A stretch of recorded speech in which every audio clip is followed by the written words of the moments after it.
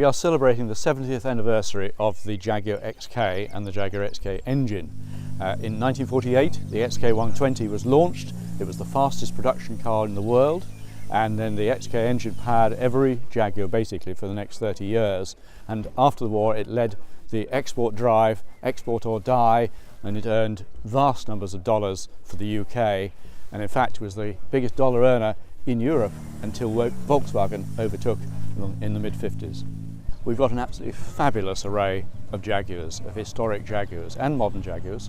It's going to be the most spectacular Jaguar festival ever organised anywhere in the world. We've got Le Mans cars from the 50s, one worth, would you believe, £17 million.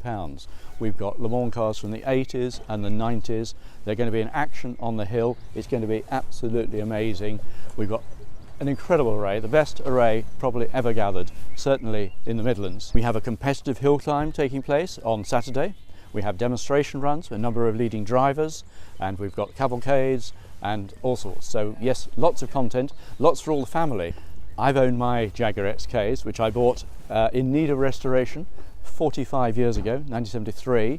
So I've had a very long involvement. In fact, one of them has just been restored and it is here. I've just seen it for the first time since it's been trimmed and finished.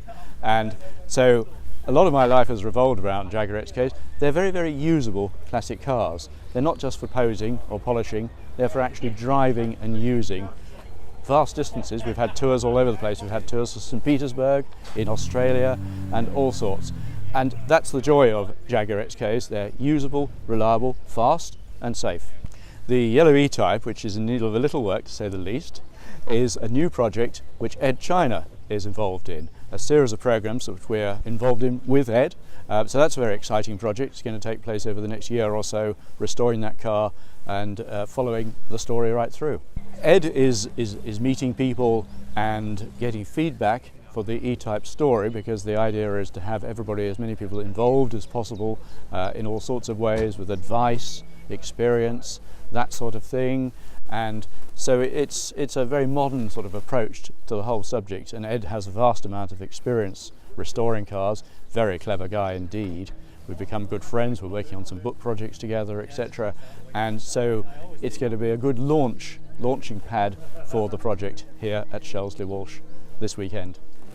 I think quite genuinely it should be an amazing day out for everybody, whether they're a petrol head or not, whether they're a Jaguar enthusiast or not. But for a Jaguar enthusiast, it's a unique experience. This is an XK120 Roadster, and this indeed is what we are celebrating at Shelsley Walsh this weekend.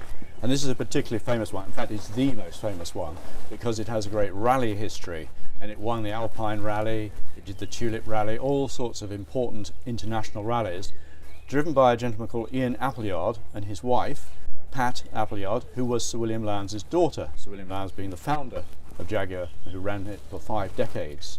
An amazing gentleman who had a fantastic business career and built Jaguar to be a world beater. So this is a very important, very significant car, and I'm delighted to say that Pat is coming to join us here on Sunday at Shelsley Walsh.